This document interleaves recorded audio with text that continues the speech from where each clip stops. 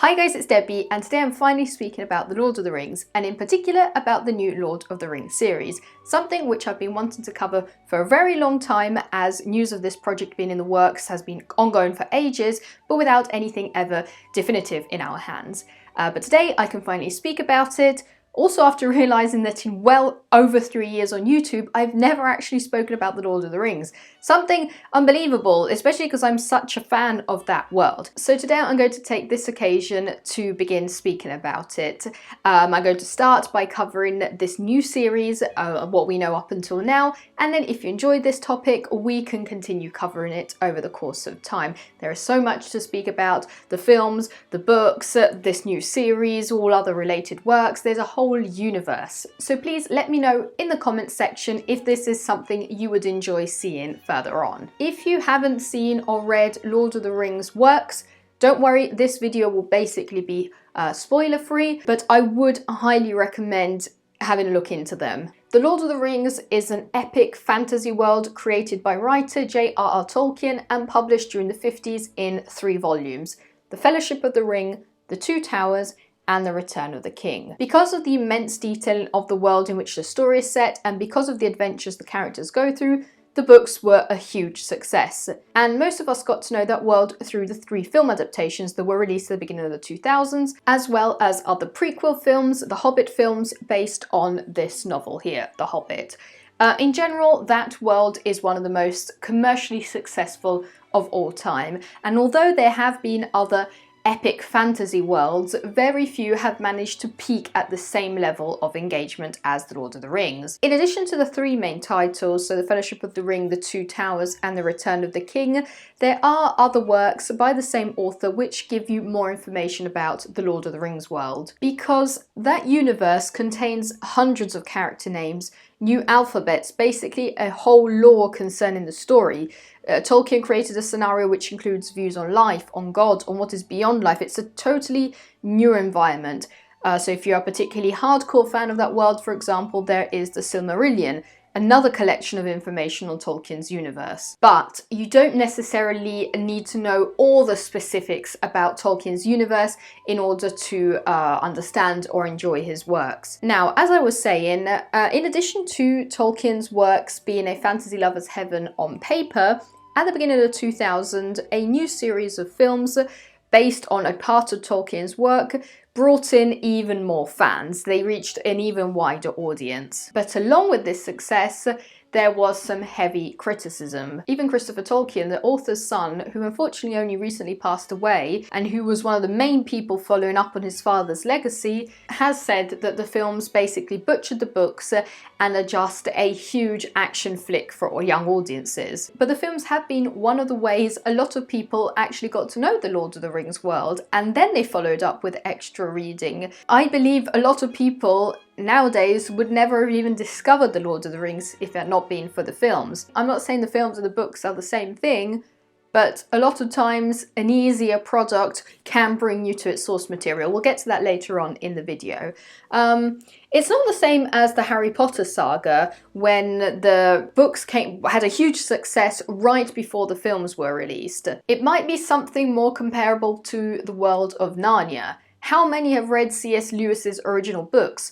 A lot of people, but not as many as those who in the end got into the saga through the films. The Magician's Nephew, for example, is chronologically the first book of the Narnia series, and it explains a lot about how the world of Narnia came to be. It answers a lot of questions we have about events that occur later on. It explains a lot about the lore of Narnia.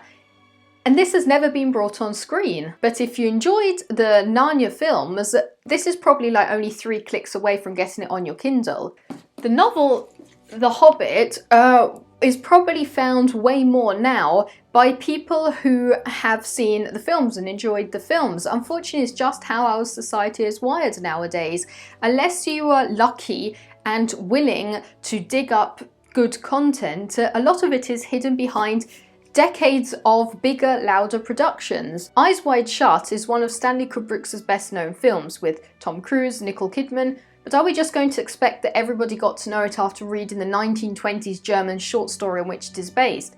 No, but maybe, just maybe, after watching the film and you're reading up a bit about it on Wikipedia, you might read up what the source material actually is. I very clearly remember the day a few years back when I walked into my local library and I picked up a book by an Indian author, Vikas Swarup. It was called Q&A. Would the chances of me picking it up have been the same if there hadn't been a huge label plastered across the front of it saying the book on which the movie Slumdog Millionaire is based? Anyway, we will get back to that. But returning to The Lord of the Rings, the success it had was immense. Just as with Star Wars, all those who haven't seen it still know who Darth Vader is. With The Lord of the Rings, even people who had never read the books, had never seen the films, could still quote some lines, could still name some characters. That's how huge the effect it had on the audience was. Now, since the release of the last Hobbit films, so basically the last product in that film franchise, with I believe the last film being released 5 or 6 years ago, all the fans were left with nothing more if not all the old material to go through over and over. And the number of new fans of that world was rapidly declining, the new younger audience, because they simply don't have that lot of information about the Lord of the Rings. It's not something which is spoken about so much, and I don't exactly see a lot of middle schoolers suddenly wanting to read the Lord of the Rings trilogy, The Hobbit, nowadays. But if you are a middle schooler who's into the Lord of the Rings, kudos to you, you rock. Anyway, suddenly there was the announcement of a possible Lord of the Rings series, and I think we all took it very lightly at the beginning. It was something very vague. I don't think we were actually sure it would be a big production, something that would actually come to something concrete. And then over the course of time, the series never actually arrived. It was always announced but never confirmed, giving us even more the air of something very vague. But now it has officially been confirmed and it will be released on Amazon's streaming platform Prime Video. The first element we received to introduce us to the series were a set of maps of presumably where the events of the series will take place. With these maps, all the more in-depth fans were able to pinpoint places or references to topics they hope will be covered. But don't worry if you're not that into Tolkien's Legendarium.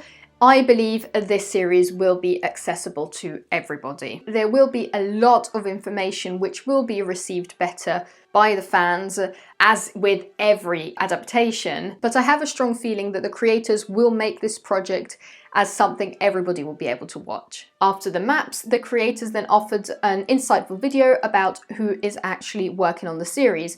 And although many of the names don't immediately ring a bell, these are people who have already worked on very big projects, or people who have already worked on the original Lord of the Rings film trilogy. For example, amongst the writers, we have people who have already worked on incredibly successful projects like Breaking Bad, Game of Thrones, Stranger Things. Then the series will actually be produced by big producers of Westworld, Game of Thrones, so we're in good hands here. Then the cast was announced, and most of the cast members are not very familiar faces, something which intrigues me, as also back at the time of The Lord of the Rings, there were some immensely famous names like Orlando Bloom, Ian McKellen, Sean Bean, Cate Blanchett, Christopher Lee, Hugo Weaving, but some of the most famous characters were portrayed by actors who weren't that big at the time. Take Elijah Wood, for example, Frodo. I know he didn't do a Millie Bobby Brown and he was suddenly on the scene, but I really don't think people saw him and went, oh yeah, I know him from Huckleberry Finn back in '93. But if we're speaking of anonymity,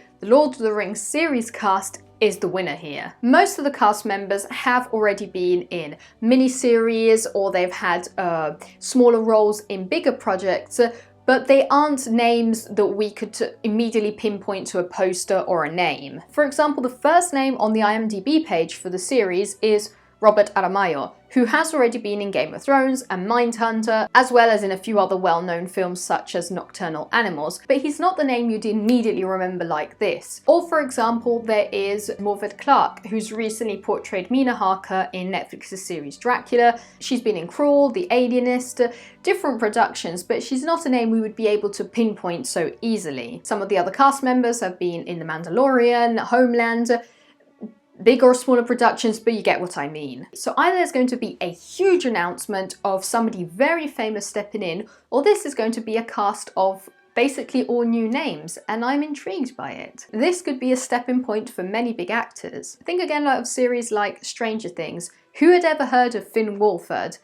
And look where he is now, in just what, 3 years? And don't tell me you knew who Kit Harington was from his theatre works before he was Jon Snow in Game of Thrones. Anyway, the information on the cast is still very vague. It's one of the first pieces of information we received after the maps, but the information will slowly trickle through. So again, please let me know in the comments if me speaking about the Lord of the Rings would be something you would be interested in seeing. I know this video right now is rather vague because we don't have that much information about the series, and because it's my first video speaking about the Lord of the Rings, so it's sort of summing up everything.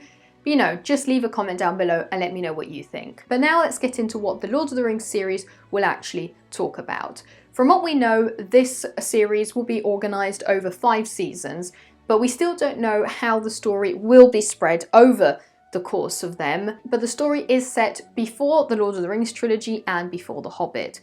So that's why I say don't worry if you haven't seen all of that, because the series will be set before. The series will be set in what is called the Second Age, and because the Lord of the Rings time spans are basically ginormous, this is a 3,000–4,000 year long era. It's also called the Age of Numenor, and it is the one in which the famous rings of the Lord of the Rings were made. The most famous ring is the One Ring, created by evil Lord Sauron, who plans on using it to enslave everybody else, to rule over the land, yada yada. So the series should cover all these important moments, along with many other ones, so it will be an interesting insight into what happened before all the famous events most of us are familiar with. So the series doesn't actually require you to catch up with any information before starting watching it, something which, again, will make it more accessible to more people. So I really hope that this series will bring renewed attention to the world of the Lord of the Rings, because nowadays just clicking on a series on any streaming platform is way easier than actually looking up a book, buying 4 of them, reading them, especially if it's something of the mammoth size of Tolkien's work. That doesn't mean that the series is better than the book, it's just what people will steer towards, it's what people will pick. But whatever the outcome is, there will be renewed interest. There are more people that will be interested in that world, will begin speaking about it once again, and people will get into the books from it. How long has it been since The Lord of the Rings has been a big thing on social media?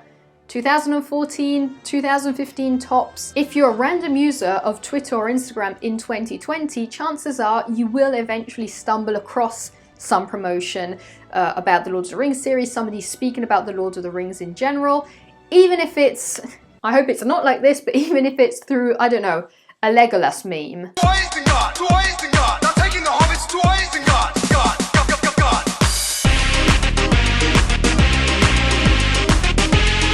Last year, a film about the Lord of the Rings author was released. It even had a pretty famous cast, but it didn't have a great reception. It kind of slipped away unnoticed. It was hardly spoken about. But imagine a series about the Lord of the Rings stories, the legends, the characters, the adventures. It will get so many new people interested, but at the same time, for those who are already fans of the series, it will be a treat. Especially because it has, what, $1 billion budget with new coming actors who won't get paid that much compared to other bigger ones, so a lot of money can be invested in making a spectacular work. We'll just have to wait and see what comes out. So I would love to continue speaking about it. Please let me know if you'd like that with a comment down below. Let me know your opinions on all these topics we covered today. I hope you enjoyed this video. If you did, make sure to subscribe, and I'll see you soon in a new one. Bye.